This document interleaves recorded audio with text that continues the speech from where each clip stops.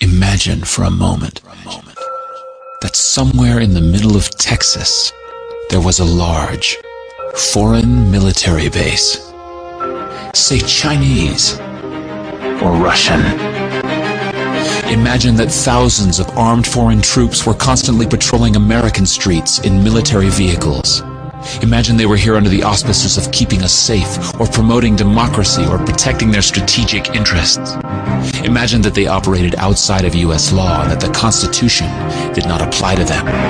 Imagine that every now and then they made mistakes or acted on bad information and accidentally killed or terrorized innocent Americans, including women and children, most of the time with little or no repercussions or consequences. Imagine that they set up checkpoints on our soil and routinely searched and ransacked entire neighborhoods of homes. Imagine if Americans were fearful of these foreign troops and overwhelmingly thought America would be better off without their presence.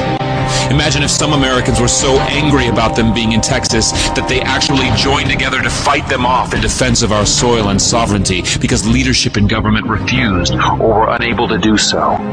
Imagine that those Americans were labeled terrorists or insurgents for their defensive actions and routinely killed or captured or tortured by the foreign troops on our land.